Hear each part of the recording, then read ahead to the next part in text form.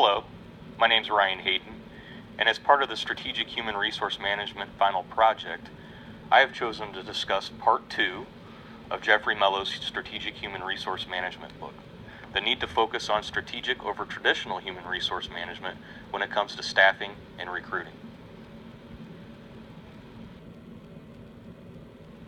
To begin, one must know what the definition of strategic human resource management is. Strategic human resource management is designing and implementing a set of internally consistent policies and practices that ensure employees' collective knowledge, skills, and abilities contribute to the achievement of its business objectives. Regarding recruiting, companies must determine first whether they're going to hire temporary or permanent employees. In 2011, 15% of jobs added in the U.S. were staffed by temporary employees. Some advantages of temporary employees include reduced labor costs, elimination of recruitment efforts by companies, eliminating hiring mistakes, and avoiding unemployment claims. Some disadvantages are that companies pay higher wage rates to employees that are temporary, and a possible lack of commitment due to the fact that they're not an actual full-time employee of the company.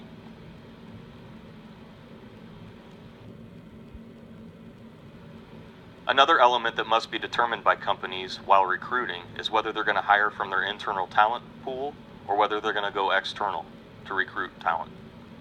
Some internal advantages are they already have performance data available. This motivates employees, and there's less training time due to the fact that the employees are already a part of the company's culture. This is faster and less expensive.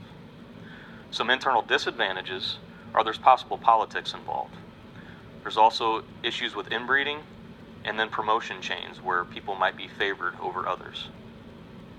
Some external advantages through going outside of the company to find talent are that they could bring fresh ideas and viewpoints that weren't already established within the company's culture. Also, this could expand knowledge base. And some external disadvantages are that they're unknown entities. They're detrimental to the internal applicants.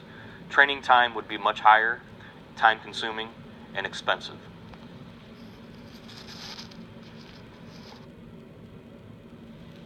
When companies need to fill key roles within their organizations, they must ask themselves when and how extensively to recruit. It is important for an organization to know that it has the right employees with the right skills in the right places at the right time. Some key questions organizations should ask themselves is how large of an applicant pool is needed, and when should recruiting efforts begin?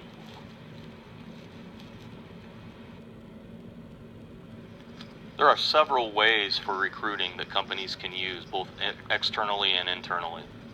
Some methods of recruiting externally include media, the internet, and social media sites such as LinkedIn. Internally is a little bit different. For companies, especially large companies, many have job board portals through their local intranet, as well as succession planning processes with their leaders. I would highly recommend that if a company, especially a large company, does not have a succession planning process in place, that they implement one immediately.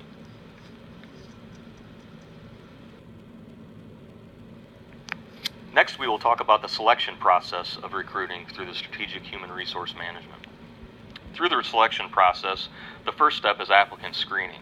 Obviously, we want to know before actually determining whether to bring an applicant in for interview, whether they actually meet the certain criteria. So there's pre-testing that's involved.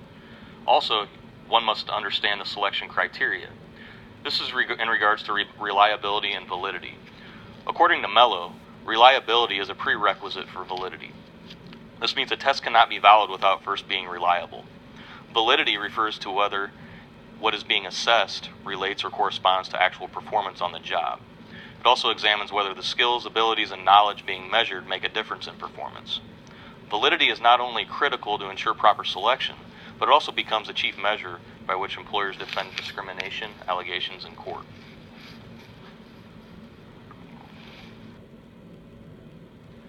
Next, we'll talk about the interview process. A lot of companies use what is called behavioral interviewing. This determines whether an applicant's anticipated behavior in a variety of situations and scenarios would be appropriate for the employer. Some examples of this is describe a situation in which you experienced conflict, or provide an example of a problem that you failed to anticipate, or describe a situation in which you had to confront a performance problem with an employee. A lot of times companies use what is called the targeted selection method, in which they answer their questions in STAR format. STAR includes situation, task, action, and result. Next, we'll talk about the testing.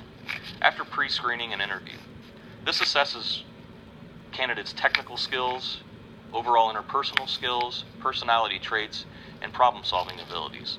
This is another screening process, but yet it is done after the interview process.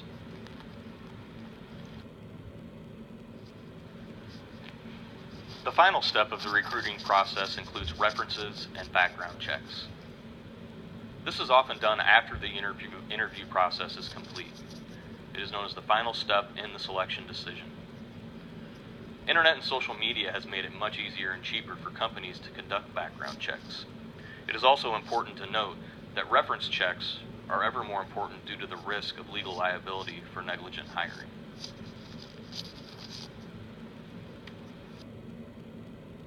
Thank you, and I hope you enjoyed this presentation.